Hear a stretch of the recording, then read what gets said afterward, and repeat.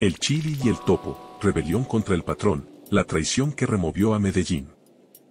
Amantes de la serie sobre narcos, prepárense para una dosis de acción, traición y adrenalina. Hoy vamos a sumergirnos en uno de los arcos narrativos más intensos e impactantes de Pablo Escobar, el patrón del mal, la rebelión de El Chili y el Topo contra el mismísimo capo de capos. ¿Quiénes eran El Chili y el Topo? Estos dos personajes, de apariencia humilde y orígenes humildes, conquistaron el corazón del público con su lealtad, picardía y una pizca de humor negro. Germán Quintero, El Chili, y Marco Serve, el Topo, eran más que solo sicarios en las filas del cartel de Medellín, eran amigos íntimos y hombres de confianza que escalaron posiciones gracias a su astucia, valentía y sangre fría a la hora de ejecutar órdenes del patrón. Sin embargo, el poder corrompe y el insaciable apetito de riqueza y reconocimiento puede cegar incluso a los más leales.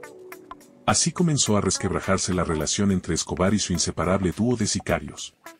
El inicio de la conspiración. Todo empezó con ambición. El Chili y el Topo presenciaron en carne propia las cantidades exorbitantes de dinero que movía el narcotráfico. Cansados de arriesgar sus vidas por un patrón que se quedaba con la tajada más grande, en sus mentes surgió un peligroso plan, independizarse y formar su propio imperio. Pero en el submundo criminal, las conspiraciones se pagan con la vida. Pablo Escobar tenía una red de informantes tan amplia como letal, y no pasó mucho tiempo antes de que los rumores sobre la traición del Chili y el Topo llegaran a sus oídos. El juego del gato y el ratón.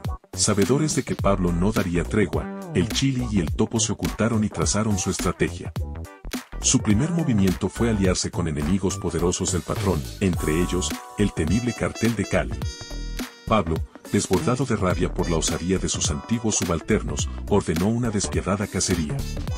La guerra estaba desatada y nadie en las calles de Medellín estaba a salvo. Sicarios de ambos bandos se enfrentaron en batallas cruentas, tiñendo la ciudad de sangre e incertidumbre. La batalla final. El clímax de esta lucha fratricida se dio en una escena épica y desgarradora. Pablo Escobar, acorralado por sus enemigos, buscó a El Chili y el Topo como última opción de supervivencia. Los antiguos amigos se vieron cara a cara, sus miradas reflejaban la traición, el rencor y la inevitable tragedia. La negociación fracasó. En un arrebato de furia, Pablo desenfundó su arma, pero fue más rápido el gatillo de sus antiguos discípulos. El reinado del patrón del mal llegó a su fin en un charco de sangre mezclada con pólvora.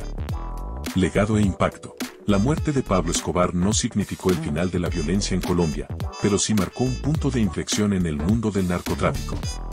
La rebelión de El Chili y el Topo puso en evidencia la fragilidad del poder y cómo la ambición desmedida puede destruir incluso los lazos más fuertes. Su historia sirve como un crudo recordatorio sobre las consecuencias de elegir un camino sembrado de crimen y muerte. La vida de estos dos sicarios, alguna vez figuras carismáticas de la serie, terminó en soledad, perseguidos y traicionados por aquellos que creían sus aliados. Suscríbete a nuestro canal para más contenido sobre las series y películas más impactantes.